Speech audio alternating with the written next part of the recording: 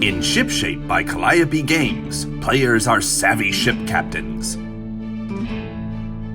Bid and bluff crew cards to gain lucrative crates. Then expertly stack them in your ship's hold.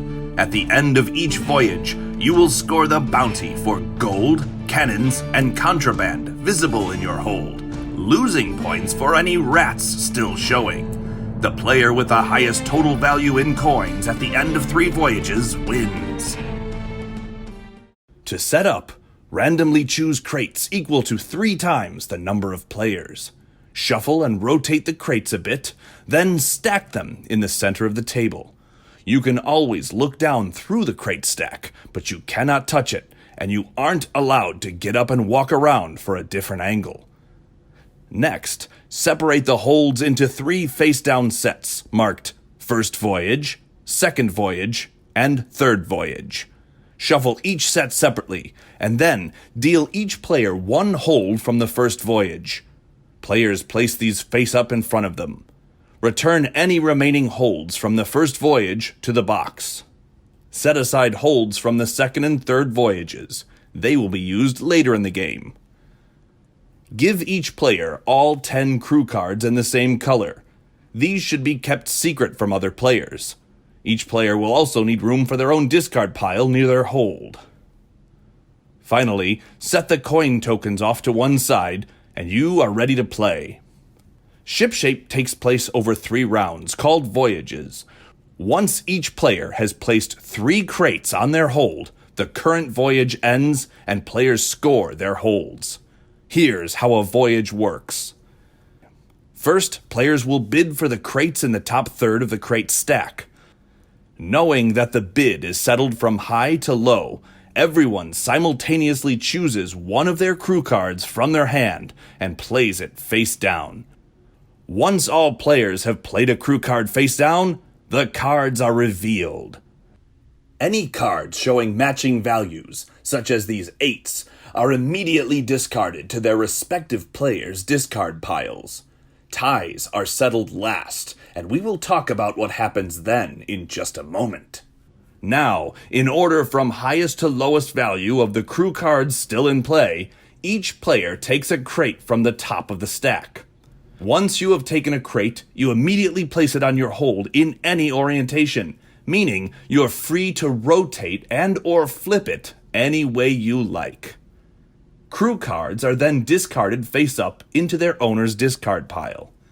Players may not look through each other's discard piles.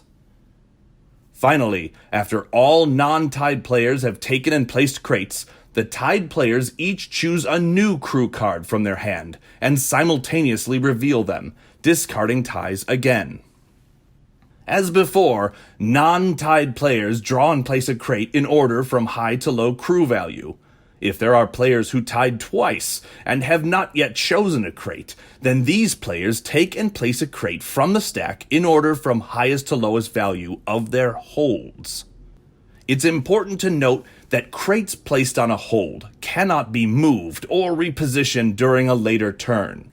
Once all players have placed a crate on their hold, the turn ends. After all players have taken 3 turns and have 3 crates on their hold, the current voyage ends. The ships arrive in the harbor and are paid a bounty for the gold, cannons, and contraband in their holds. These are the values seen when looking top down at the hold. Any value on a crate covered by another crate is not counted. For gold, you collect coins equal to your total gold value minus the total of any rats still showing in your hold. In this example, you score 7 coins. 12 gold minus 5 for the rats showing. For cannons, you collect coins equal to your total cannons value minus the lowest cannon value at the table. This means the player with the lowest value in cannons scores nothing. In this example, if the player with the least cannons in their hold had 2, then you would score 4 coins, your 6 minus the 2 from the lowest player. For Contraband, the player with the highest total contraband value at the table gains no coins for contraband. They got caught smuggling and had their contraband seized by the Royal Navy. Every other player gains coins equal to their full contraband value. If 2 or more players are tied for the highest contraband value, none of those players scores contraband. Now, check and see if you receive a full ship bonus.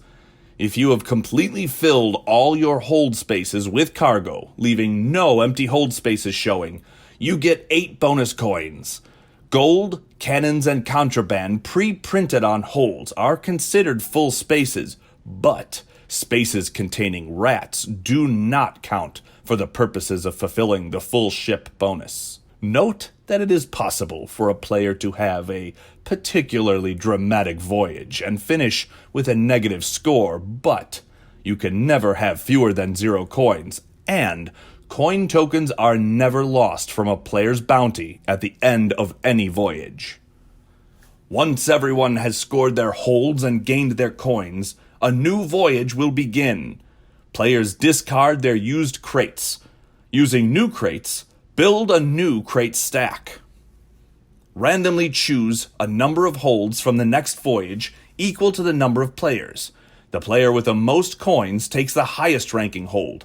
The player with the second most coins takes the second highest ranking hold, and so on. In the case of a tie in coins, the player who had the lower ranked hold last voyage takes the higher ranked hold this voyage. If at any point a player is down to a single crew card in their hand, they pick up all their played crew cards to replenish their hand. After the third voyage is scored, the game is over, and the player with the most coins wins. In case of a tie, the tied player with the highest ranked hold in the third voyage wins. There are a few unique rules to ShipShape when you play with 2 or 6 players. You may also choose to apply these rules to a 5-player game, but it's not mandatory. If you're playing ShipShape with 2 players, you will be joined by a dummy third player, Captain Happenstance. At setup, Happenstance gets a hold and a set of crew cards, which are shuffled and placed face down in a neatly formed stack. The captain acts as a full player in all ways, except that his crew card is drawn blind each turn from the top of his hand, and he always places his crate in the exact orientation it appeared when taken from the crate stack, even if it is not optimal for him. With 6 players, each voyage is played by 2 interchanging groups of 3 players each, with each group having its own stack of 9 crates.